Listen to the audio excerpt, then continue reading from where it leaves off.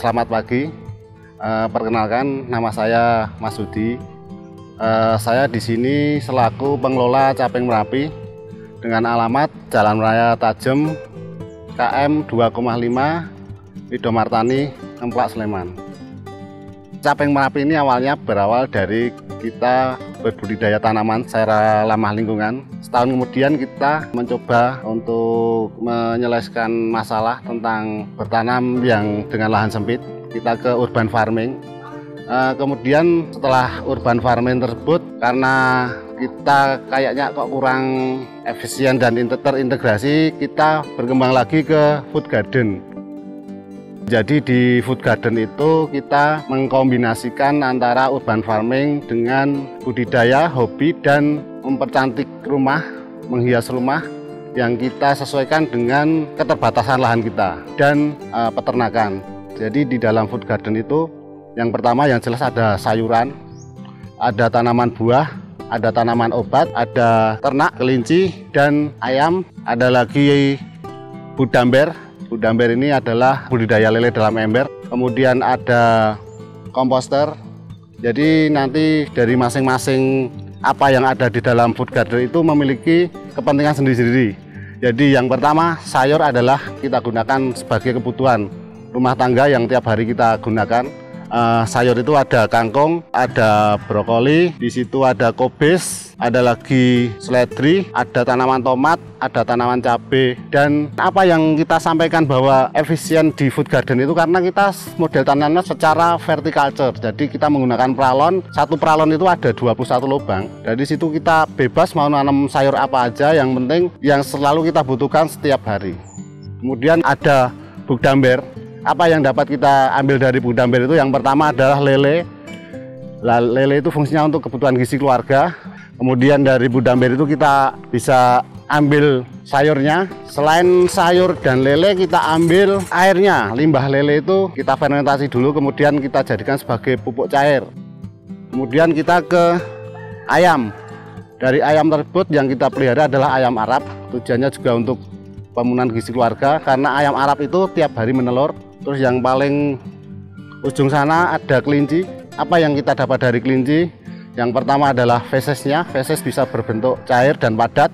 Untuk yang cair kita fermentasi dulu, kita gunakan juga sebagai pupuk. Kemudian yang feses padat juga kita fermentasi dulu selama 21 hari. Setelah itu kita gunakan sebagai pupuk juga. Kemudian tadi saya sampaikan ada tanaman buah. Tanaman buah adalah di sini ada jambu air, ada jeruk, ada tanaman pisang. Semua itu melengkapi gizi kita, vitamin kita. Terus berikutnya ada komposter. Komposter itu adalah ada limbah-limbah yang ada di seputaran rumah kita, di lingkungan kita, limbah-limbah daun khususnya. Kita jadikan pupuk juga. Kita masukkan ke dalam tong, kemudian kita kasih komposter. Itu ada cairan yang berfungsi untuk memfermentasi limbah-limbah tadi. Jadi di dalam food garden tersebut terintegrasi, tidak ada limbah yang terbuang, semua sangat dibutuhkan. Jadi di masa seperti ini, yang pertama kita bisa irit, bisa untuk melengkapi kebutuhan hidup. Terutama di masa seperti ini, di masa COVID ini, kita mengurangi interaksi.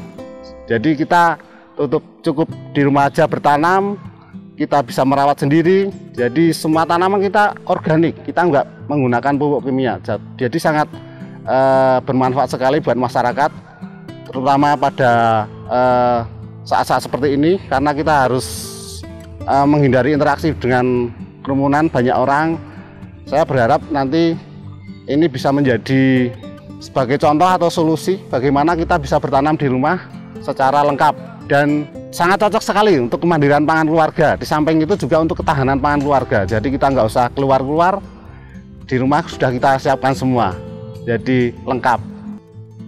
Di samping sebagai pokok kebutuhan keluarga, kita harus bisa menata bagaimana estetika yang harus kita jaga. Jadi penempatan masing-masing unit tadi bisa kita sesuaikan dengan estetika. Misalnya kelinci di samping rumah, sayuran sama bunga kita di depan rumah, kemudian ada komposter itu kita taruh di belakang rumah. Jadi kita bisa memanfaatkan lingkungan itu semaksimal mungkin. Jadi tempat-tempat mana yang bisa membuat rumah itu menjadi indah.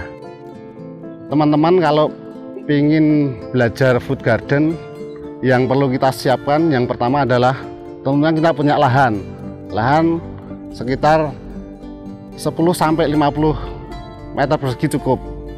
Apa yang ada lahan tersebut nanti kita manfaatkan semaksimal mungkin. Misalnya kita harus butuhkan, misalnya kita nggak usah terlalu membeli barang-barang baru ya. Misalnya kita ada limbah-limbah itu seperti limbah kaleng cat, itu bisa kita gunakan. Kemudian ada pralon ataupun botol-botol plastik bisa kita gunakan sebagai tempat media tanaman. Jadi kita nggak usah banyak mengeluarkan uang.